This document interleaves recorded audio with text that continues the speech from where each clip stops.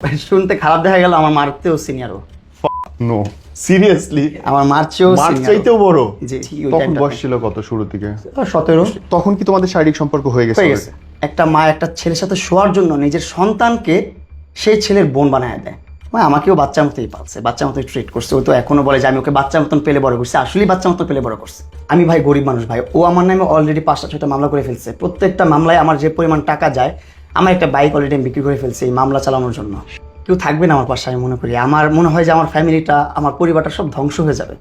কান্না করছে, ও বলতেছে ও মুক্তি চায়। মুক্তি তো আমি চাই ভাই। আপনারা মায়া কান্না করবেন, আপনারা বলবেন যে হ্যাঁ এই ছেলের দোষ, যেহেতু ছেলে ছোট ছিল, যেহেতু ছেলে একজন বয়স্ক মহিলা তাকে দুধ খাওয়াইছে এবং সে দুধ খায় গলে গেছে বাচ্চাদের মতো, তো অবশ্যই ছেলেটার দোষ। মায়ের স্নেহ এবং শারীরিক মিলন একসাথে দিছে, গলে গেছে ছেলেটা, অবশ্যই ছেলেটার দোষ। আমি গত প্রায় 14 বছর ধরে আন্দোলন করে আসছি সরকারের কাছে, বিভিন্ন সংস্থার কাছে, যে কিছু একটা হইলেই নারী ভিকটিম, কিছু একটা হইলেই নারী মহান, নারীকে ব্যবহার করা যায়, নারীকে ক্ষতি করা হয়েছে, নারী অধিকার, নারী এবং শিশু নির্যাতন বিরোধী আইন, এরকম নানান তকমা দিয়ে, নানান উপাধি দিয়ে একটা ছেলেকে, একটা পুরুষকে বন্দি করা যায়, রাষ্ট্রীয়ভাবে ধ্বংস করা যায়, ভবিষ্যৎটা শেষ করে দেওয়া যায়। ম্যান রাইটস বলে যে একটা জিনিস আছে, সেটা নিয়ে যখন আমি কথা বলা শুরু করি, মানুষ আমার উপর হাসছে, ধিক্কার দিচ্ছে, কার্টুন বানাইছে। কিন্তু আজকে পরিস্থিতি হচ্ছে একেবারেই তার উল্টো। আজকে আপনারা দেখতে পান বাংলাদেশের সবচেয়ে বড় সোশ্যাল মাধ্যম টিকটকার, সেটা সবচেয়ে বড় স্টার বাংলাদেশে, যখন লাইকে আসে, লাইকে সবচেয়ে বড় স্টার, গণমাধ্যম, সোশ্যাল মাধ্যম সবচেয়ে আলোচিত মানুষটা, সেই মানুষটাও কি নির্মমভাবে এই আইনগুলোর প্যাচে পড়ে আজকে ধ্বংস হয়ে গেছে, তার সবকিছু যাচ্ছে, যাবে, হয়তো কিচ্ছু করার শেষ নেই। হয়ে যাবে, সবকিছু কিছু করার নাই। কিচ্ছু করার নেই মামুন। আসসালামু আলাইকুম নীরব ভাই, কেমন আছেন ভাই? আমি অনেস্টলি মামুন, আমি ভালো নাই তোমার এই পরিস্থিতি দেখে, এবং আমার মনে হয়েছে যে আসলে হচ্ছেটা কি। প্রত্যেকটা মানুষ আজকে দ্বিধা বিভক্ত। কেউ বলে যে মামুনকে যেভাবে হ্যারেস করা হচ্ছে সেটা ঠিক না, কেউ বলে যে কি করবে, আইনের চাপে তো পড়ে গেছে। আবার কেউ বলতেছে যে মামুন কি আসলেই ইউজ করছে নাকি ইউজ হয়েছে। আমি আসলে ইউজড হয়েছি ওর কাছে। ও 4 বছর আমাকে যেভাবে ঘুরাইছে, যেভাবে নাচাইছে, নাকি দড়ি দিয়ে যেভাবে ম্যানিপুলেট করছে, এভাবেই হয়েছে। আসলে বিষয় হচ্ছে, আমি 4 বছর আগে আমার বয়সটাই কতটুকু ছিল, অল্প একটু বয়স ছিল, এখনও অল্প একটু বয়স, এখনও ওর হাঁটুর বয়সটাও আমার হয় নাই, এখনও ওর যে এজ তার অর্ধেকেরও অনেক কম আমার এজ। সো আমার থেকে অনেক ভালো ও বুঝে, আর একটা মানুষকে কীভাবে কন্ট্রোল করতে হয়, একটা মানুষকে কীভাবে ম্যানিপুলেট করতে হয়, এটা আমি মনে করি ও ইনাফ জানে, ইনাফের চেয়ে বেশি অ্যাডভান্স জানে। পুরো পৃথিবী, পুরো দুনিয়া ওর ঘোরা শেষ। ঢাকা ইউনিভার্সিটি থেকে বের হয়েছে, মডেলিং করছে, ইন্ডিয়াতে র্যাম্পে হাঁটছে, তারপর আপনার এয়ারলাইন্সে জব করছে, ব্যাংকে একজন জব করতেছে। সো ভালো ভালো জায়গায় যাচ্ছে, ভালো ভালো কাজ করতেছে। সো ওর মাথাটাই অন্যরকম, ব্রেনটাই অন্যরকম। ও যে খেলাটা খেলে, সেই খেলাটা আমার দ্বারা কখনো পসিবল না। কারণ বললাম না, ওর হাঁটুর বয়সটা আমার হয় না। ও যেভাবে ব্রেন খাটায় খেলতে পারে, ওই খেলাটা আমি খেলতে পারি না। আপনারা দেখছেন আমার প্রিভিয়াস যে লাইফটা, সেই লাইফটা করার একটাই কারণ যে আমার মনের ভিতরে যে আক্ষেপ, আমি যে আসলে একটা জায়গায় আটকায় গেছি, একটা খাঁচার মধ্যে বন্দি হয়ে গেছি, আমি এটা মানুষকে প্রকাশ করতে পারছি না বা মানুষকে বুঝাইতে পারতেছি না। ও আইনগতভাবেও আমাকে আটকায় দিচ্ছে, টাকা পয়সা, নিজের ক্ষমতা সব কিছু দিয়ে, প্লাস সোশ্যাল মিডিয়াতে এসে কন্টিনিউয়াসলি পোস্ট করে। ওর সাথে আমার ব্রেকআপ হওয়ার 1 বছর হয়ে গেছে, কিন্তু এখন পর্যন্ত ওকে নিয়ে আমার একটা পোস্ট দেখবেন না আমার পার্সোনাল অ্যাকাউন্টগুলোতে, বা এই যে ঝগড়া হলো, ঝগড়ার পরও একটা পোস্ট দেখবেন না আমি করছি। কিন্তু ওর পোস্ট দেখেন আপনারা, কয়েকশো পোস্ট পাবেন, 1 বছরে 1000-এর উপরে পোস্ট আছে আমাকে নিয়ে। যখন আমার সাথে ঝগড়া চলতেছে বা আমি কাঠগোড়া দৌড়াদৌড়ি করতেছি, আদালতে যখন দৌড়াইতেছি, ওই টাইমটাতেও আমার ভিডিও আপলোড করতেছে, যখন আমি ওর অনেক বড় এনিমি। তো আমি চাচ্ছিলাম যে ভাই, ও তো আমার মিস ইউজ করতেই আছে। ওর যখন বলে আমার ভিডিও ইউজ করো না, আমার ভিডিও আপলোড করো না, তুমি তোমার মতন ভিডিও আপলোড করো, এখন তুমি একজন সেলিব্রিটি, একজন ইনফ্লুয়েন্সার, একাকিত্বভাবে কন্টেন্ট করো, নিজের মতো করো, বা অন্য কাউকে নিয়ে কন্টেন্ট করো, আমাকে নিয়ে কন্টেন্ট ছাড়ো না। কয় আমি তোমার ফ্যান, আমি তোমার ভিডিও ছাড়তেই পারি। এই আটকে গেলাম, কিছু বলি না এখানে। তারপর এই যে আমি তোমার ফ্যান, তোমার ভিডিও ছাড়তেই পারি, ছবি ছাড়তেই পারি, কিন্তু তিনি নিজে অন্য মানুষের সাথে তোমার একান্ত ছবি বা এডিট করা ছবি এইগুলো ছাড়ে, হাউ ইট ইজ? এটাই হচ্ছে আমাদের লাস্ট ঘটনা যেটা হয়েছে। আমি ওর বাসায় গেলাম রাতের বেলা, অনেক রাতে। আমাকে ফোন দিয়ে নিয়ে গেছে ও জোর করে। নিজে? হ্যাঁ, আমাকে ফোন দিছে যে তোমার আসার কথা ছিল, তুমি আসো না কেন? ও আমাকে বারবার বলতেছে আমাকে নিয়ে ঘুরতে হবে ঘুরতে হবে। প্রথম বলতেছে যে তোমার BMW নিয়ে বের হতে হবে, আমাকে নিয়ে ঘোরাতে হবে তোমার গাড়িতে করে। বললাম আমি একটু অসুস্থ, আমি একটু বাইরে আছি, আমি একটু ঝামেলার মধ্যে আছি, এগুলো একটু সেট করি, তারপর দেখতেছি, আমি তোমাকে সময় দিব, সমস্যা নেই। এখন কি করবো, সময় না দিলে বলতেছে যে আমি তোমার মামলা তুলবো না, এটা করবো সেটা করবো না, একদম ডিরেক্ট। পরে যখন আমি যাইনি রাত্রেবেলা, টোনটা কি ছিল, কিভাবে বলছে? টোনটা এভাবে ছিল, যখন একদম ভোর 4টা 4:30 দিকে আমি কল করেও, কল দিয়ে বলতেছে কোথায় তুমি? আমি তো একটু বাসার দিকে এদিকে আসি ভিতরে। বলছে তুমি এখন আমার বাসায় আসবে, তোমাকে না বলছি রাত্রেবেলা আমাকে নিয়ে বের হতে, তুমি বের হও না কেন? তুমি আমার কথা শুনতেছো না কেন? এইসব ব্যবহার তো তোমার কাছ থেকে আমি আশা করি নাই কখনো। আমি তোমার মামলা তুলে ফেলবো, মামলা তোলার আগে এই অবস্থা, মামলা তুলে তুমি আমাকে চিনবাই না। পরে আমি ওকে মানে বোঝানোর চেষ্টা করছি, তোমার সাথে এখন একটা ভালো একটা বন্ধুত্ব সম্পর্ক, তুমি যেভাবে বলতেছো ঠিক আছে ফাইন, তোমার কথা আমি নাচতেছি, তোমার পুতুল হয়ে নাচতেছি, কিন্তু এই বলে এই না যে যেভাবে বলবা, যখন যা বলবা তাই মানতে হবে, সবসময় মানতে হবে। মানে একটা ধৈর্যের একটা বাঁধ থাকে, সেই বাঁধটাও একদম ক্রস করে ফেলছে, ওটা তো নাই। একবার জেল খাটানোর পরে, এখন আমার মামলা করার পর আমার বলছে আমি তোমার মামলা তুলবো না, এর মধ্যে তুমি আমার বাসায় না আসলে, তুমি তোমার মতন থাকবা, আমি আমার মতন থাকবো, তুমি কীভাবে কি তোমার মামলা তুলবা এটা তুমি জানো, আমি জানি না। এটা শোনার পর আমি রাত 4টা 4:30 দিকেই ওর বাসায় চলে যাই। যেভাবে ওকে বাসায় চলে গেছে, বলছি যাক আমি ভাই, যেহেতু একবার প্রেস কনফারেন্স করে ফেলছি, প্রেসের সামনে সবাই বলে ফেলছি যে আমরা একটা ভালো একটা বন্ধু, আমাদের ভালো সুসম্পর্ক, আমরা কোলাবোরেশন পার্টনার, আমরা শুভকাঙ্ক্ষী। আমি কিন্তু সবগুলো নিউজের মধ্যে কিন্তু এটা হাইলাইট করার চেষ্টা করছি যে মানুষ যেন বুঝে, মানুষ যেন আমাকে নেগেটিভলি না নেয়, আর যে আমি আর ওর সাথে রিলেশনে নেই। কিন্তু ও চাচ্ছে যে আমি আবার ওর সাথে রিলেশনে যাই। ওর সাথে কেন রিলেশনে যাব না, আমি কেন আমার মেয়ে ফ্রেন্ড নিয়ে ঘুরবো, আমি অল্প বয়সী মেয়ে নিয়ে কেন ঘুরবো, ওর সাথে কেন ঘুরবো না? এইগুলো হচ্ছে ওর অনেক বড় ক্ষোভ, অনেক বড় সমস্যা। এখন আমার যে বয়স, আমার যে এজ, এই এজটাই তো ঘোরাফেরা করার, এই এজটাই তো বান্ধবী নিয়ে ঘোরার, গার্লফ্রেন্ড নিয়ে ঘোরার। আর ওর সাথে আমার ব্রেকআপ হয়ে গেছে 1 বছর আগে অলরেডি। আর ওর সাথে 1 বছর আগে না, যখনই ওর সাথে সম্পর্ক শুরু হয় তখন ওর সাথে প্রায় 6 মাস 1 বছর আমার বন্ধুত্ব সম্পর্ক ছিল। তারপর যখন আস্তে আস্তে ও আমাকে প্রপোজ করতেছে, আমাকে ম্যানিপুলেট করতেছে, ছোট ছোট আপনার ম্যাটেরিয়ালস দিয়ে দিয়ে আমাকে প্রবলেমে ফালাইতেছে, মানে ওর ফাঁদে ফালাইতেছে। আর আমি তো একটা ছোট্ট একটা মানুষ, আমিও ফাঁদে পড়তেছি, আমি এত একটা বড় একটা স্টুপিড, আমি একটা গাধা, আমিও ওর ফাঁদে পাড়া দিচ্ছি। তখন বয়স ছিল কত শুরু থেকে? 17, 16, 17 এরকম। ও মাই গড, তাহলে তো ওই সময় অ্যাডাল্টারের কেস হওয়ার কথা। যদি কেস হয় যে 16-17 বছরের একটা ছেলের সাথে মিশতেছে, যে মিশতেছে তার নামে তো কেস হওয়ার কথা। সে মিশছে, সে যা মুছে তা করছে। যখন আমার আম্মু চলে আসছে ঢাকাতে, আম্মু গ্রামে চলে গেছে আমার বাড়ি করার জন্য, আম্মুকে পাঠিয়ে দিচ্ছে আমার টাকা পয়সা দিয়ে, যখন ইনকাম করতেছিলাম ওই টাকা দিয়ে আম্মুকে পাঠিয়ে দেওয়ার পর ও বলতেছে তোমার ঢাকায় থাকতে অসুবিধা হচ্ছে, তোমার বাবা মা যেহেতু গ্রামে, আমার বাসাটা খালি আছে, তুমি এসে আমার বাসাটা ইউজ করতে পারো, থাকতে পারো। আমি বলতেছি প্রথমে একটু না করতেছিলাম, পরে আবার মনে মনে বলতেছিলাম না ঠিক আছে, যেহেতু একটু অসুবিধা হচ্ছে, আসলেই থাকতে অসুবিধা হচ্ছে, খেতে অসুবিধা হচ্ছে, বাবা মা যেহেতু ঢাকা বাড়িতে নাই, সবাই গ্রামে চলে গেছে। তো আমি ওর বাসায় গেছি, তখন ও আমার খুব খুব শুভকাঙ্ক্ষী, ভালো একটা ফ্যান।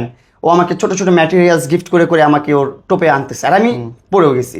দেন ওর বাসায় গেলাম, যাওয়ার পর কয়েক মাস থাকলাম, থাকার পর দেখি কয়দিন পর দেখি ও আসে আমার সাথে মিলামেশা শুরু করে দিল।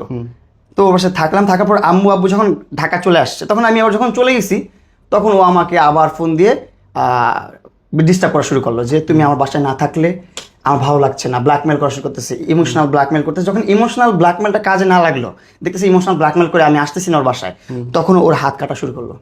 ওর হাত দেখবেন এইখান থেকে এই পর্যন্ত শুধু কাটাই, কত স্টেপ আছে। মানে একটা মানুষ কতটা পৈশাসিক হইতে পারে, নিজের শরীরকে নিজের দেহকে ছুরি দিয়ে চাকু দিয়ে এমনি কোপায় কোপায় কাটে, মানে তোমাকে চাওয়ার জন্য, আমাকে বাসায় ব্যাক আনার জন্য। তখনও ও তো ভাইরাল না, ওকে নিয়ে অত কন্টেন্ট বানাইনি, আমি ভাইরাল করিনি তখন আমি আমার মতন কন্টেন্ট করি। ও একজন শুভকাঙ্ক্ষী, ওই হিসাবে লাইভে আমি ওকে শাট আউট দিই, সবসময় আমার ভিডিওতে আমি শাট আউট দিই, কথাবার্তা বলি, দ্যাটস ইট। কিন্তু ওর আমি কন্টেন্ট করে দিই না ওই টাইমটাতে। তো তখন আমাকে হাত কেটে ব্ল্যাকমেল করতো যে আমি মরে যাবো তোমাকে না পেলে, তুমি আমার পাশে না থাকলে। তো আমি আবার এই কথাকে মাফ করো, আমি এই জায়গায় খুব বাজেভাবে জিজ্ঞেস করি। হ্যাঁ অবশ্যই। তখন কি তোমাদের শারীরিক সম্পর্ক হয়ে গেছে? তখন হয়ে গেছে। তখন তোমার অন্য কারোর সাথে রিলেশন নাই, প্রেম নাই?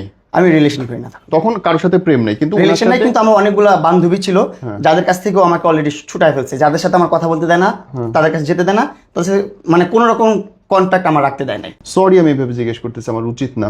তুমি সবেমাত্র উঠতে একটা ছেলে, 17-18 বছর বয়স, 45-50 বছর একটা মহিলার সাথে শুচ্ছ, ঘেন্না লাগে না ভাই? ঘৃণা তো এখনো লাগছে, যখন কল্পনা করি যে আসলে আমি এই কাজগুলো করছি, ওর সাথে মিশছি, এইভাবে থাকছি, এখন নিজের প্রতি খুব ঘৃণা লাগে। নিজেকে পুরুষ বলে দাবি করতেও অনেক লজ্জিত মনে হয় নিজেকে, যে আসলে আমি কি করলাম এটা, এত ইয়াং বয়সে, এত ছোট্ট বয়সে। আসলে বেশি ছোট ছিলাম তো বুঝতে পারি নাই, আবেগের বসে মিলেমিশে গেছি। তো এখন যখন আমি ছুটে আসতে চাইছি তখন থেকে ব্ল্যাকমেল করা শুরু হয়ে গেছে যে না তুমি আমার কাছ থেকে ছুটে যেতে পারবে কখন না। ছুটে দিতে চাইলে ভাই? ওর সাথে সম্পর্ক হওয়ার 1 বছরের মধ্যেই। কেন ছুটে আমি কেন যেতে চাই? ছুটে যেতে চাচ্ছি কারণ আমি যখন আমার বাসায় চলে যাচ্ছি হ্যাঁ। তখন ওর সাথে আমার সম্পর্ক না, কোনো রিলেশন নেই, জাস্ট ফ্রেন্ডলি, জাস্ট ভালো একটা ভক্ত, ভালো একটা ফ্যান, এতটুকুই। আর ও কখনো আমাকে বলে নাই আমি তোমাকে ভালোবাসি বা তোমাকে কোনো কমিটমেন্ট দিতে হবে আমার সাথে থাকতে হলে বা আমার কাছ থেকে ম্যাটেরিয়ালস নিতে হলে বা এটা করতে হলে সেটা কোনো প্রকার কোনো কমিটমেন্ট কখনো ছিল না ওর সাথে আমার। ও বলতো যে তুমি আমার আমি তোমার ডাইহার্ট ফ্যান, তোমার জন্য পৃথিবীর সব করতে পারি।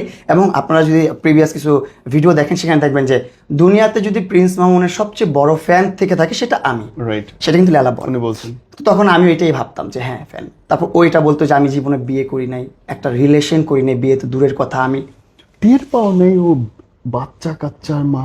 না, এগুলো কখনো টের পাই না। কীভাবে টের পাবো? এখানে একটা কথা বলি, যে জিনিসটা শুনতে অনেকের কাছে খারাপ লাগবে জিনিসটা। একটা মা একটা ছেলের সাথে শোয়ার জন্য নিজের সন্তানকে সেই ছেলের বোন বানায় দেয়। তার মেয়েগুলো আমার বোন, তার মেয়ে আমাকে ভাইয়া বলে ডাকে আর আমি তাকে বোন বলে ডাকি। No, true. আমি আপনাকে প্রুফ দেখাই, মোবাইলটা দাও একটু, ছোট্ট করে একটু প্রুফ দেখাই আপনাদেরকে।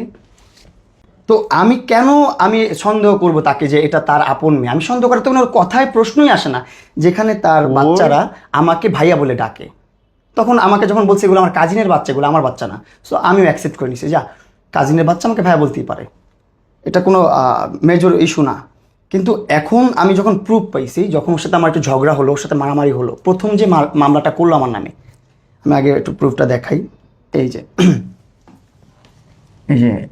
ওর বড় মেয়ে, হ্যাঁ, কংগ্রাচুলেশনস কংগ্রাচুলেশনস ভাইয়া। হ্যাঁ, thank you, you are most welcome, Oh my God. Always message, last মেসেজটা কি দেখে তুমি? এই মেসেজটা আমি দেখাই, এটা হচ্ছে কবে? 30 হ্যাপি বার্থডে ভাইয়া। হ্যাঁ ভাইয়া, ও মাই গড। আমি Thank you. আমি জানি না, আমি নম্বর দেখা না, নম্বর দেখা যাচ্ছে নম্বর না। দেখা যায় না। মানে মানে সিরিয়াসলি ভাইয়া, মানে খোদা। তারপর আমি আরেকটা my ছোট্ট God. একটা প্রুফ দেখাই, যেখানে Oh my হচ্ছে যে ও যখন ওর সাথে যখন প্রথম ঝগড়া হচ্ছিল, মানে ম্যানিপুলেশনের তো কোনো শেষ নেই রে শেষ ভাই। ছিল না। ইভেন ওর সাথে রিলেশন থাকা অবস্থায় আমি 3 বছর 3.5 বছরে আমি ওর এনআইডি কার্ডটা বা ওর বার্থ অফ ডেটটা আমি জানতে পারি না। আমি যখন জানতে পারছি সব কিছু, আমি যখন সব কিছু আমার হাতে আসছে যে ও আসলে বিবাহিত, ওর 2টা সংসার আছে, 2টা সংসার ছিল, তারপর 2টা বাবু আছে, এইগুলো যখন আমি জানতে পারছি, এগুলো যখন প্রমাণ আমি কাগজে কলমে পাইছি, এগুলো প্রমাণ আমার কাগজে কলম আমার কাছে আছে, এগুলো পাওয়ার পর থেকে ওর উপর থেকে আমার মনটা উঠে গেছে। স্বাভাবিক। তখন থেকে আমার ঘৃণা লাগা আরো বেশি শুরু হয়ে গেছে। প্রথম তো ঘৃণাটা একটু কম ছিল যে না মেয়েটা কখনো নাকি প্রেমই করে নাই, রিলেশনই করে নাই, আমি তার জীবনের প্রথম পুরুষ, এই জাস্ট নাম্বার। তা সে আমাকে এতটা ভালোবাসে আর এতটা আদর করে, আমার সামান্য পরিমাণ একটা গ্যাস্ট্রিক ওষুধ লাগলো, সেটা সে মানে কখন কীভাবে দিতে হবে, কী করতে হবে না করতে হবে, সেটা সবসময় সে টেক কেয়ার করতেছে। আমি তো ম্যানিপুলেট হয়ে গেছি পুরোপুরি ওর প্রতি, আমি পুরোপুরি একদম হ্যালোসিনেশন ছিল। 17 বছরের একটা বাচ্চাকে যদি 40 বছর 45 বছরের একটা আন্টি চায়, ও তো তুলে দিয়ে না চাইতে পারে, না আসতে পারে, কারণ তোমার বাপের বয়সী সে। ইনফ্যাক্ট সরি, ইভেন একটা সরি না, শুনতে খারাপ দেখা গেল, আমার মারতেও সিনিয়রও, নো সিরিয়াসলি আমার মার চেয়েও মার senior ও। চাইতেও বড়। জি, এগুলো আসলেই মারা উচিত। এইগুলো এখন ভাবার পর আমার নিজের প্রতি নিজের এতটা ঘৃণা লাগে যে আমি কত বড় একটা স্টুপিড। আমি আসলে এখন এসে বুঝতে পারতেছি, দেখে এখন বুঝতেছি যে এগুলো আমার ভুল ছিল, এগুলো ভুল করছি লাইফে। কিন্তু যখন ছোট ছিলাম তখন আমি বুঝতে পারি না এই বিষয়গুলো।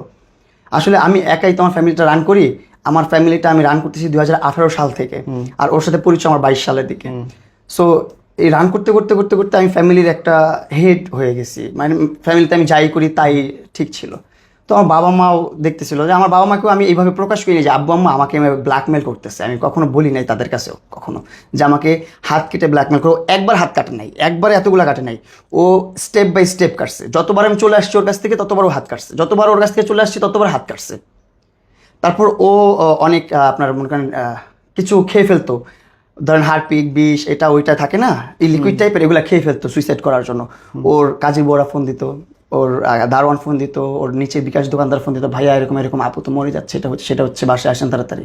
মানে সার্কেলে যাদের যাদের সম্ভব তাদের দেখে যেভাবে পারতো ও এই সুইসাইড করার ব্ল্যাকমেলটা অনেক দিন চলছে, এই 3 বছর 3.5 বছর এটা চলছিল। তারপর যখন আমি এই প্রমাণগুলো পাইছি না, এখন এসে চিন্তা ভাবনা করতেছি না এটা খুবই বাজে হচ্ছে, যা হয়েছে লাইফে, ওর জীবনে সংসার করা শেষ। এখন প্রথমে ভাবতেছিলাম যে ও মনে হয় আমি ওর জীবনের প্রথম পুরুষ, আমি যদি ছেড়ে চলে যাই বা আমি যদি ছেঁকা দেই কি হবে তার? কি হবে তার। কিন্তু এখন দেখতেছি না, সে আমাকে তার প্রতারণার ফাঁদে ফালাইছে। সে অলরেডি 2টা সংসার করে ফেলছে, জীবনের যা এক্সপিরিয়েন্স নেওয়ার সব নেওয়া শেষ। তার জীবনে চাকরি করা শেষ, বাচ্চা পালা শেষ, জামাই পালা শেষ, সংসার করা শেষ। মানে আমাকেও বাচ্চার মতোই পালছে, বাচ্চার মতোই ট্রিট করছে। ও তো এখনো বলে যে আমি ওকে বাচ্চার মতন পেলে বড় করছি, আসলেই বাচ্চার মতো পেলে বড় করছে। এই জন্যই আমি বেশি ওই জায়গাটা থেকে বের হতে পারতেছিলাম না, বাচ্চার মতো করে পালতো। দেখেন আমার মামুন সমস্যাটা কই জানেন, উনাকে উনার কথাবার্তা, উনার আচরণ বেশ মুগ্ধকর, উনার কথা আমার পছন্দ, অনেক কিছু আমি উনাকে লাইক করি। কিন্তু শুধু আপনার না, যেই সময় থেকে উনি ব্ল্যাকমেইলিং শুরু করছে, যেই সময় থেকে উনি কেসে গেছে, একটা সম্পর্ক এবং বিতর্কিত সম্পর্ককে উনি পেট্রোনাইজ করতেছে, পাবলিক করতেছে, এটাকে জায়েজ করার চেষ্টা করতেছে, প্রমোট করতেছে, সেই মুহূর্তে আমার মনে হয়েছে না, উনি ঠিক করতেছে না। এবং আপনি দেখেন ও কয়টা পোস্ট করছে আর আমি কয়টা পোস্ট করছি ওকে নিয়ে। আমি ওকে নিয়ে একটা সিঙ্গেল পোস্টও করিনি এখনো, কিন্তু ওর আইডিতে এই আমার লাইভ করার পর থেকে পোস্টের অভাব নাই। মানে ওর মতো বিন্দাস। ওর কথা হচ্ছে আমি তো রাষ্ট্রবাদী, আমি তো রাষ্ট্রপক্ষ, আমি যদি কোর্টে নাও যাই রাষ্ট্র আমার হয়ে লড়বে, আমার কোনো টেনশন নাই। আমি আমার মতন টিকটক করি, আমি আমার মতন এইখানে হ্যাং আউট করি, ওখানে। ও ঢাকার কোনায় কানায় যে ঘুরতেছে, মানে ঢাকা শহরের ঢাকার বাইরেও যাচ্ছে ও এখন, নেত্রকোনা এটা ওটা সেটাও গ্র্যান্ড ওপেনিংয়ে যাচ্ছে ও এখন। মানে আমার সাথে ঝগড়ার পর ও আরেকটা ভিডিও করছে, হ্যালো আমার শুভকাঙ্ক্ষীরা কেমন আছেন, আমার ভালোবাসার মানুষেরা, আমি এইখানে আসতেছি গ্র্যান্ড ওপেনিং করতে। এই যে রিসেন্ট ঘটনা, আর আমি এদিকে জেলের চক্কর কাটছি, আর আমি এদিকে চক্কর খাচ্ছি। ও আমার নামে, আমি লাইভ করে বের হওয়ার পরপরই আমার নামে আরেকটা মামলা করছে। ওখান থেকে বের হওয়ার পরপর ক্যান্টনমেন্ট থানায় ঢুকে আরেকটা মামলা করছে, নতুন আরেকটা মামলার ভুক্তভোগী আমি শুরু। আবার আরেকটা শ্লীলতাহানি মামলা করছে, তারপর আরও অনেকগুলো ধারা দিছে, একসাথে অনেকগুলো ধারা দিছে। এর মধ্যে উল্লেখযোগ্য হচ্ছে শ্লীলতাহানি, আমি নাকি করার চেষ্টা করছি। আমি ওর বাসা থেকে লাইভ করতে করতে বের হয়ে গেছি। বের হওয়ার পরে ও কিন্তু একটা ভিডিও আপলোড করছি যেখানে ওর হাত পা সব ওকে, মেকআপ করতেও ভুলে নাই সে। এই লাইভটা শেষ করেই সে যে কার কাছ থেকে বুদ্ধি নিচ্ছে জানি না, প্রথম যা ভর্তি হয়েছে কর্মীটলা, ওইখান থেকে কোনো কাজ হচ্ছে না, গেছে CMH, যে ওইখান থেকে 2 হাতে 2টা ব্যান্ডেজ প্যাঁচা, এখন বলতেছে আমি নাকি ছুরি দিয়ে আঘাত করছি। আমার কাছে তো প্রুফ আছে ভাই, আমি তো লাইভে দেখাইছি যে ওর ঘরের একটা কর্নারে ফুলের তোড়ার পিছনে এত বড় একটা ছুরি। আল্লাহ না করুক ওই যে আমার অজ্ঞান করে রেখে আমার মোবাইল থেকে আমার পার্সোনাল ব্যক্তিগত ছবিগুলো নিয়ে গেছে, সেটা কোনো বিষয় না। কিন্তু ওই ছবি, এটা কিভাবে কি হয়েছে, আমার বাসায় ও 5টা বাজে নিচ্ছে, নেওয়ার পর আমাকে পানিটা শরবত খাইলাম, খাওয়ার পর আমি তো অজ্ঞান হয়ে ঘুমাচ্ছি। আমার ওই ভিডিও দেখলে বা ছবি দেখলে আপনি বুঝতে পারবেন যে আমি কতটা অজ্ঞান হয়ে ঘুমাচ্ছি। আমি দেখাই আপনাদেরকে একটু। ও মাই গড, এটা কি শুনলাম। এই দেখেন, ও টাইমটাও দেখাই আমি একটু কষ্ট করে, একটু দেখাই। এই যে মিট দ্য প্রেস ওর গ্রুপটা, এখানেও 6টা 31 আমি যদি ওর বাসা ট্রেস পাস করি, এটাও একটা মামলা করছি, আমি ওর বাসা ট্রেস পাস করছি। কিভাবে ট্রেস পাস হয়, আমি ওর বাসায় 4টা 4:30টার দিকে ওর বাসায় ঢুকছি। একটা মানুষের বাসায় একটা মানুষ, তাও বাড়িধারা DOHS এর মতো একটা জায়গা, ক্যান্টনমেন্ট এরিয়া, যেখানে 1 সেকেন্ডে কল দেওয়ার সাথে 1-150 সিকিউরিটি গার্ড চলে আসে বাসার নিচে, সেখানে আমি কিভাবে ট্রেস পাস করে ওর বাসায় ঢুকি। মামলার এই একটা জিনিস ট্রেস পাস। আমি ট্রেস পাস কীভাবে করি, ট্রেস পাস করলে ও আমার মোবাইল নিয়ে 6:30 বাজে ও প্রেস গ্রুপে কীভাবে আমার মোবাইলের যে পার্সোনাল ব্যক্তিগত ছবিগুলো, আমার মোবাইলের ছবি আমার মোবাইল থেকে নিয়েই ও পোস্ট করছে, যে গ্রুপে দিছে, মিট দ্য প্রেসে দিছে, ওইখানে আপনার আরও অনেক পালা সাংবাদিক আছে যারা ওর কথায় উঠে বসে, যেভাবে বলে সেভাবেই। জানি না কী করছে, এই যে ওর ভেরিফাইড নাম্বার, এই নাম্বারটা দিয়ে ওই যে গ্রুপে মেসেজগুলো করছে। আপনি এই যে একটু দেখেন, আমি স্ক্রিন রেকর্ডটা আপনাকে দিয়ে দিব। এই দেখেন সকল প্রকার দিছে, এই যে ছবিগুলো দেখেন আমার, আমি কীভাবে ঘুমাচ্ছি। এ তো কিছু খাওয়ায় মিশায় খাওয়ানো মনে হচ্ছে। এখন কি মিশে খাওয়াই সেটা তো আর বলতে চাচ্ছি না আমি, বাদ দিয়ে এইগুলা দেখেন আপনি একটু। সেন্সলেস, এটা ঘুম না, সেন্সলেস হয়ে আছি না আমি? এটা কি ঘুম? এটা স্বাভাবিক মানুষ ঘুমাই হবে? ও এই মেসেজগুলো এই দেখেন, আমি একটু ব্যাকে দেই তাহলে দেখতে পারবে। এই যে 2টা ছবি পাঠাইছে মিট দ্য প্রেসে, প্রিন্স সামান ঘুমাচ্ছে, প্রেস গ্রুপে পাঠানো ওর মেসেজ। ও যদি মেসেজ পাঠাচ্ছে মামুন ঘুমাচ্ছে, আমি ট্রেস পাস করে ওর বিছানার মধ্যে ঘুমাবো কীভাবে? আপনি আমার বাসায় ট্রেস পাস করবেন, ক্রাইম মানে ক্রিমিনাল, আপনি ট্রেস পাস করছেন, আপনি একজন সন্ত্রাসী, আমাকে জোরপূর্বক ঢুকছি খুন করার উদ্দেশ্যে, আর আমি ঘুমাচ্ছি। হ্যাঁ, আমি যে ঘুমাচ্ছি, আবার আরেকজন সেটার ছবি তুলে পাঠাচ্ছে, সন্ত্রাসকে আপনি ঘুম পাড়াচ্ছেন, আমি এখন কোথায় যাবো, আমি কি করবো? অপরাধ হচ্ছে তুমি পুরুষ, এছাড়া তার কিছু না। ওর মতন একজন মানুষকে ওর মতন একজন মহিলাকে 50 বছরের মহিলাকে শিরতাহানি কিভাবে হয়? তার জামা কাপড় ধরে আমি কেন টানবো? আমি ভাই গরিব মানুষ ভাই, ও আমার নামে অলরেডি 5টা-6টা মামলা করে ফেলছে। প্রত্যেকটা মামলায় আমার যে পরিমাণ টাকা যায়, আমার একটা বাইক অলরেডি আমি বিক্রি করে ফেলছি এই মামলা চালানোর জন্য। আমি কিছু করতে পারতেছি না, আমি বাংলাদেশে কী করবো আমি বুঝতেছি না ভাই। আপনারা যদি একটু হেল্প না করেন আমাকে, আমাকে সাহায্য সহযোগিতা না করেন, আমি কিচ্ছু করতে পারবো না। আমি কথা বলতে পারতেছি না, আমার হাত পা সব কাঁপতেছে, আমি ঘুমাইতে পারি না, আমি খাওয়া দাওয়া করতে পারি না। খাওয়া দাওয়া করতে নিলে আমার বমি চলে আসে, ভিতর থেকে বমি চলে আসে, আমি কিছু করতে পারতেছি না। এতটা টেনশনে আমি আছি, পুরো শহরটা হচ্ছে আমাদের বাংলাদেশের সবচেয়ে বড় ভুল। হ্যাঁ, মহিলাদের জন্য, মেয়েদের জন্য খুব সুব্যবস্থা রাখছে বাংলাদেশ আইন, খুব ভালো একটা ব্যবস্থা রাখছে, এটা অসহায় নারীদের জন্য। কিন্তু এই আইনগুলোর যে অপব্যবহার হয়, কিচ্ছু লাগবে না, একটা মেয়ে চিৎকার করে বলবে যে আমার সাথে শালীনতাহানি করছে, হচ্ছে, ব্যাস।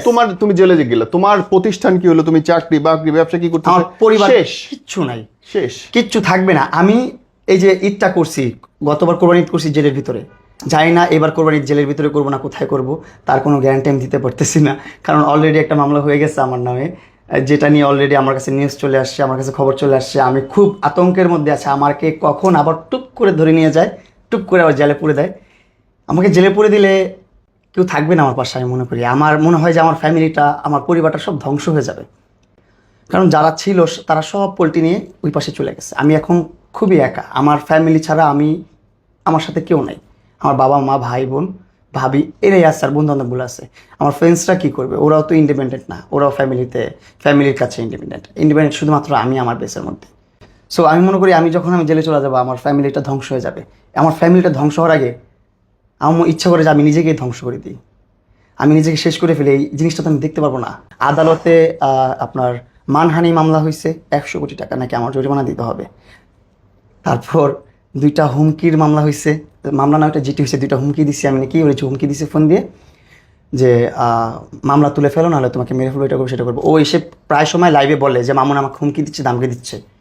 আমি পুরো পৃথিবীর সামনে চ্যালেঞ্জ করলাম, ও যদি একটা প্রুফ দিতে পারে, একটা সিঙ্গেল ওয়ার্ড প্রুফ দিতে পারে যে আমি ওকে থ্রেট করছি মামলা তোলার জন্য, তাহলে পুরো বাংলাদেশের সামনে না, পুরো পৃথিবীর সামনে উলঙ্গ হয়ে জুতার মালা গলায় দিয়ে আমি হাঁটবো। আমি চ্যালেঞ্জ দিলাম আপনাদের সবাইকে। আমি ভাই ছোটোবেলা অনেক ম্যানিপুলেট করছে আমাকে, যেভাবে নাচাইছে সেভাবে নাচছি। আপনাদেরকে আমি স্টোরিটা ছোটোবেলা থেকে বুঝাইতে পারি না কখনো, কারণ ওর ব্ল্যাকমেলের শিকার আমি ছোটোবেলা থেকে হয়ে আসতেছি। ওর ব্ল্যাকমেলের শিকার 2021-এর শেষের দিক থেকে আমি ওর ব্ল্যাকমেলের শিকার। যখন থেকে ওর কাছ থেকে থাকা শুরু করলাম, যখন ওর কাছ থেকে থাকার পর চলে আসছে, তারপর থেকে ব্ল্যাকমেলের শিকার আমি। যখন ইমোশনাল ব্ল্যাকমেল করতো বা ব্ল্যাকমেল করতো, এগুলোর জন্য অনেক প্যারা খাইছি। যখন আমি দেখছি যে ও বিবাহিত, আমি যখন প্রমাণ পাইছি যে ও 2টা বিবাহ করে ফেলছে, অলরেডি 2টা বাবু আছে, এগুলো সব রিয়েল, এগুলো অথেন্টিক, এগুলো ফেক না, তখন আমার মন থেকে তো একদম নিমিশে উঠে গেছে। তখন আমি ওর পাশ থেকে সরে আসতে চাইছি, তখন আমার সাথে মারামারি লাগাই দিছে। মারামারি তো একটা লাগাই দিছে, যখন বলছি তুই সুইসাইড কর বা যাই কর, আমি তোর ব্ল্যাকমেলের ফাঁদে আর পাড়া দিব না, এখন পৃথিবীর কাছে প্রয়োজন প্রকাশ করে দিব। এই মারামারি লাগাই দিয়ে ওই একটা অ্যাটেম্প দিল মামলা, মার্কেটটা ওই মামলা দিয়ে একটু ভোগান্তি, ওয়ারেন্ট বের করলো, পরে জামিন নিলাম অনেক কষ্ট করে, অনেক টাকা পয়সা খরচ করে, অনেক ঝামেলা করে। তারপর আবার যখন আমি ইন্ডিপেন্ডেন্ট হলাম, আমি বিজনেস শুরু করলাম, একা একা নিজের পায়ে দাঁড়ালাম, ওই টাইমটাতে আমাকে দিল মামলা। ওর সাথে কিন্তু আমার কোনো তখন সম্পর্ক নাই।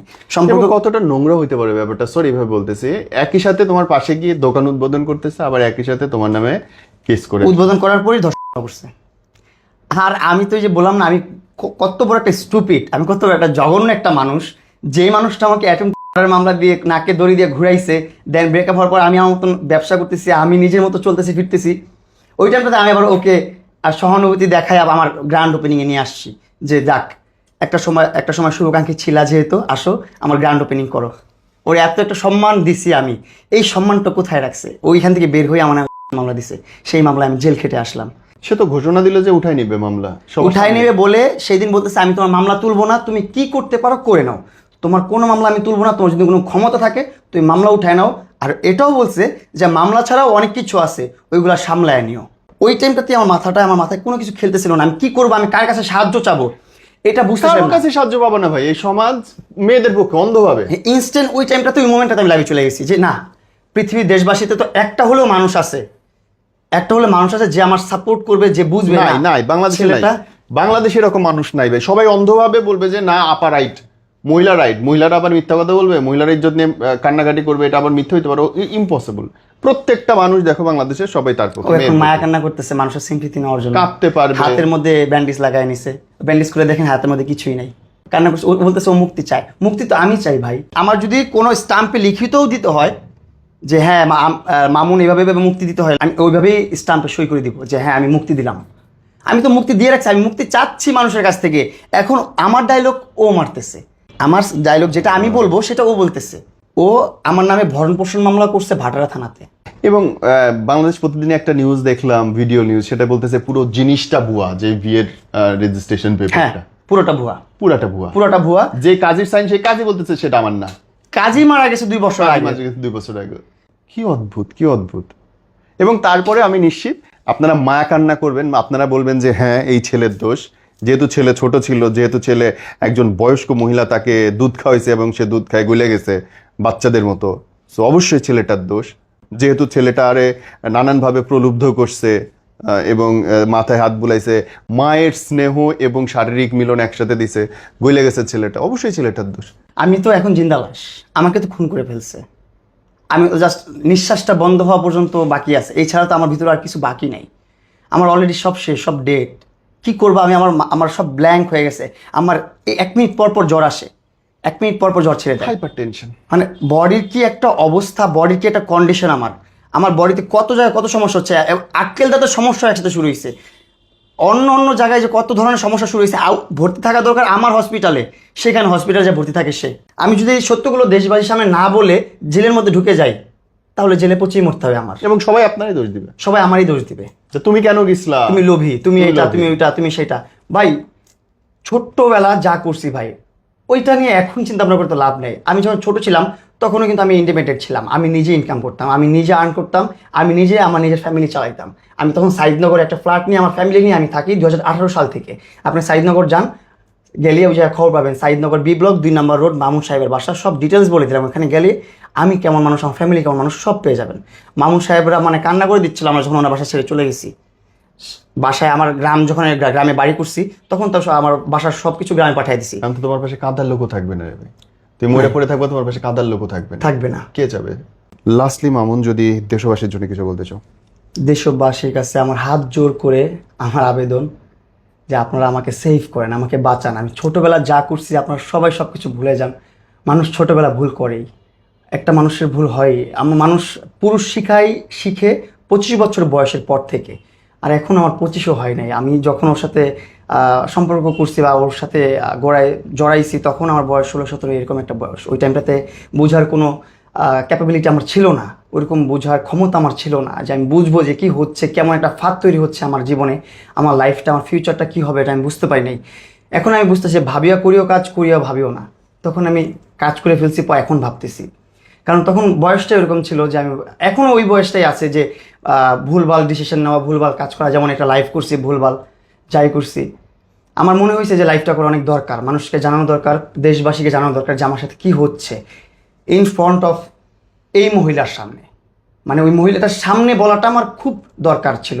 আমি সিঙ্গেলে বললে তো আপনারা মনে করবেন যে না মামুন মনে হয় মিথ্যা বলতেছে, মামুন মনে হয় বানায় কথা বলতেছে, মামুন একটা প্রতারক, মামুন একটা ফ্রড, মামুন এই মহিলার কাছ থেকে এটা খাইছে ওইটা খাইছে, খাওয়া শেষ এখন চলে যাচ্ছে। যে কথাগুলো ওই মহিলা বলে আর কি, ওই কথাগুলোই আপনারা মেনে নেবেন। আসলে বিষয়টা ওইরকম না। আমি আমার মতোই চলছি। আমাকে ইউজ করে ওর ফেসবুক অ্যাকাউন্ট, ওর ফেসবুক পেজে কত টাকা ইনকাম হয়েছে ওইটা আপনারা বের করবেন। ও বলে আমার 50 লাখ 60 লাখ খরচ হয়ে গেছে। কোথায় 50 লাখ 60 লাখ টাকা? ভাই কি বলে ভাই, কত ধরনের ব্লেম দিচ্ছে আমাকে। ইভেন আমার কাছে ওই প্রুফটাও আছে যে ও বলছে আমাকে 90 লক্ষ টাকা দিবা, না হলে তোমার মামলা তুলবো না, না হলে আমার সাথে থাকতে হবে। এই প্রুফটা আমি আপনাকে একটু দেখাই দিই। এটা ভাইরাল করা হয় নাই, আমি দেখাই নাই কখনো। আমি চাই নাই যে মানুষ ওকে খারাপভাবে দেখুক বা মানুষ ওকে খারাপভাবে নেক, কিন্তু এখন আমার দেয়ালে পিঠ থেকে গেছে, এখন আমি কিছু করতে পারতেছি না। 1 বছর যাবত, একটা বছর যাবত আমি এই কাঠগড়ায় দৌড়াইতেছি। 1 বছর হয়ে গেছে, 1 বছর ধরে ওর কাছ থেকে মুক্তি পাওয়ার জন্য আমি দৌড়াইতেছি। জেল খেটে আসছি, 1 বছর হয়ে গেছে, এখন পর্যন্ত আমি হ্যারেস, এখন পর্যন্ত আমি হয়রানি হচ্ছি। এখন এসে আবার আরেকটা মামলা করছে, যেটার জন্য আরও কত বছর দৌড়াবো সেটা তো কোনো চিন্তা ভাবনাই নেই, সেটার কোনো আশাও নেই, ভরসাও নেই। এগুলো পরে বলতেছি। আবার আমি আপনাকে প্রুফটা দিই, যেখানে ও 90 লক্ষ টাকা চাইছে আমার কাছ থেকে। বলছে যে 90 লক্ষ টাকা দিতে হবে, না হলে তোমার মামলা আমি তুলব না। ও আমার মোবাইলটা নিয়ে আমার মোবাইল থেকে ওর ইনবক্স যতগুলো ইনবক্স ছিল প্রত্যেকটা ইনবক্স ডিলিট করে দিছে, যেন ওর কোনো প্রুফ আমি দিতে না পারি, ওর কোনো মেসেজ আমি দেখাইতে না পারি। ওর সবগুলো ইনবক্স ডিলিট, কনভারসেশন ডিলিট করে দিছে। 3-4টা হোয়াটসঅ্যাপ নাম্বার আছে, সব ডিলিট করে দিছে। ইনস্টাগ্রাম আছে, ডিলিট করে দিছে। টিকটক আছে, সব ডিলিট করে দিছে। সব দিক থেকে যে আমি কোন ধরনের প্রুফ যেন দিতে না পারি যে ও আমাকে কীভাবে ম্যানিপুলেট করতো, কীভাবে আমাকে কনভিন্স করতো, চেষ্টা করতো। এইবার অনেক চেষ্টা করছে আমাকে ওর সাথে রাখার জন্য। এই যে আমি আজকে লয়ারের কাছে যাব। এই মুহূর্তে আমার দুইটা অপশন মনে আসতেছে, কেস কন্টিনিউ করা, কেস ক্লোজ করা। তুমি দুইটার যেটা চুজ করো সেটা হবে এক। কেস কন্টিনিউ করলে যেভাবে কেস চলে ওইভাবে যাবে। কেস ক্লোজ করতে হলে আমার দুইটা কন্ডিশনের দুইটা অথবা যে কোনো একটা মেনে নিতে হবে। রিলেশন ঠিক করে আগের মতো এক থাকা। 2, আমাকে ফিজিক্যাল অ্যাসল্টের জন্য আমাকে 90 লাখ টাকার ক্ষতিপূরণ। আমি আজ অফিসে এসে 7 PM লয়ারের কাছে যাব। তুমি চলে আসতে পারো। বুঝতে পারছেন মেসেজ? ওই 1 মাসের মধ্যে আমাকে 100 বার থ্রেট দিছে মামলা তুলব না। অ্যাট লাস্ট আমি ওর বাসায় যখন গেছি তখন আমার ব্যক্তিগত প্রাইভেট ছবিগুলো, সবগুলো ছবি ফেসবুকে আপলোড করে দিছে। আমি ঘুম থেকে উঠে দেখি কি সবগুলো ছবি আপলোড করে। আমি বললাম কি হলো এটা? এখানে আমার সাথে যে আর্টিস্টগুলো আছে, যে মেয়েগুলো আছে, তারা তো আমার খুব ভালো বন্ধু। আর এই বয়সে ভালো বন্ধু থাকতেই পারে সবার। কোন পুরুষের ভালো বন্ধু নাই? কোন পুরুষের নাই? প্রেমও থাকতে পারে, ইটস ওকে, প্রেমও থাকতে পারে। হ্যাঁ, আমি বড় কথা হচ্ছে আমরা মিডিয়ার মানুষ, আমাদের ফ্রেন্ড সার্কেল থাকবে, বান্ধবীরা থাকবে, বন্ধুরা থাকবে, গার্লফ্রেন্ডও থাকতে পারে। ও অনেক ইন্টারভিউতে বলছে মামুন বিয়ে করলে আমার কোনো সমস্যা নেই, এটা নেই সেটা নেই। আচ্ছা, আমার বিয়ে করলে সমস্যা নেই, তাহলে আমার ফ্রেন্ডদের সাথে ঘোরাটা নিয়ে এত সমস্যা, বিয়ে করলে ও কী কাজটা করবে? ও তো আমার বিয়ের যে মণ্ডপ বা আমার বিয়ের যে একটা ইয়া থাকবে অনুষ্ঠান, ওইখানে বোম ফিট করে দিয়ে আসবে। স্বাভাবিক, ধ্বংস করে দিবে। এগুলো কি করতেছে? আমার লাইফটা নিয়ে এক পুতুল খেলা করতেছে। আমি আসলে ওর লাইফের তো সব ধরনের এক্সাইটমেন্ট, সব ধরনের এক্সপিরিয়েন্স নেওয়া শেষ। ওর লাইফে যা ছিল সব শেষ। এখন ওর সময় হচ্ছে খাটে বসে বসে একটা পুতুল নাচানো, আর ওই পুতুলটা হচ্ছে আমি। যেভাবে পারতেছে সেভাবেই নাচাচ্ছে। আমি আমাদের প্রশাসনের যারা অনেক ক্ষমতাবান মানুষ আছেন, যাদের কন্ট্রোলে অনেক কিছু আছে, তাদের কাছে আমি রিকোয়েস্ট করব, অপব্যবহার হতে দিয়েন না। ধারা আছে, ভালোর জন্য আছে, আমাদের সমাজের জন্য আছে, সব কিছু ঠিক আছে। সংস্কার করেন। হ্যাঁ, সংস্কার করেন। অপব্যবহারটা যে হচ্ছে এইটা একটু কন্ট্রোল করেন, এইটা একটু ঠিক করেন। এই যে আমি একটা মানুষ, আমার জীবনটা মাত্র শুরু, আমার লাইফটা মাত্র শুরু হচ্ছে। সংসার করব, ফ্যামিলি চালাবো, বাবা মাকে দেখবো, বিজনেস করব, বাংলাদেশের বাইরে যাব, কোনো কিছু করতে পারতেছি না। লাইফে কি করব? লাইফে কি আমি শুধু আদালতের সামনে দৌড়াবো আর জেল খাটবো আর ওর কাছে ওর পা চেটে খাবো, এরকম কিছু করব? এটা করার চেয়ে ভালো আমি আমার জীবনটা দিয়ে দিই বা মানে একদম শেষ হয়ে যায়। আমি আমার এটা ছাড়া আর কোনো উপায় দেখতেছি না আমি। অ্যান্ড বোন রে, আমিও লাস্টলি অনুরোধ করতে চাই, হাত জড়ো করে অনুরোধ করতে চাই। দেখেন, আমিও আপনাকে অনেক পছন্দ করি, অনেক মানুষ আপনাকে অনেক সম্মান করে। বাঁচতে দেন না ছেলেটারে, বাঁচতে দেন। অনেক অন্যায় করছে, কিন্তু এতটা অন্যায় করে নাই যে এইটুকু বয়সে সারাদিন আদালতে চক্কর কাটবে। আর দেশের জনগণ যারা দেখতেছে, হাত জড়ো করে অনুরোধ করতে চাই, আপনারা আওয়াজ তোলেন। আমি মনে করি দেশের জনগণ যারা আছে, যারা প্রভাবশালী আছে বা যাদের কাছে ক্ষমতা আছে, তারা যদি চায় তাহলে এইসব হ্যারাসমেন্ট থেকে আমরা পুরুষরা রক্ষা পাবো এবং আমি রক্ষা পাবো। আপনারা যদি আমাকে সাপোর্ট করেন, আপনারা যদি আমাকে ভালোবাসেন, বা ভালোবাসা লাগবে না আমাকে, আপনারা একটু দেখেন একটা মানুষ হিসাবে, আমি একটা পুরুষ হিসাবে যে একটা অবস্থায় আমি আছি, যে একটা ট্র্যাপের মধ্যে আমি আছি, আল্লাহ না করুক আপনার হতে কতক্ষণ লাগবে? আপনি ট্র্যাপে পড়তে আপনার কতক্ষণ লাগবে? তখন আপনি কি করবেন? তখন আপনি বলবেন যে প্রিন্স মামুনের সাথে যা হয়েছিল তা আজকে আমার সাথে হচ্ছে। আমরা যদি প্রতিবাদ করতাম তাহলে আজকে আমার সাথে এই ঘটনা ঘটতো না। প্রিন্স মামুন পর্যন্তই সীমাবদ্ধ থাকতো। তারপরে জেনারেশনের পুরুষরা নিজেকে সেফ ফিল করতে পারতো, সেফ থাকতে পারতো। হ্যাঁ, দর্শক আছে, খারাপ মানুষ আছে, তাই বলি সব পুরুষ দর্শক? তাহলে পুরুষ কারা? বাবা কারা? সংসার চালায় কারা? ভালো থাকবেন আপনারা। আপনাদের সাথে এরকম না হোক, সেরকম হবে না যদি আপনি প্রতিবাদ করেন, কথা বলেন। আসসালামু আলাইকুম।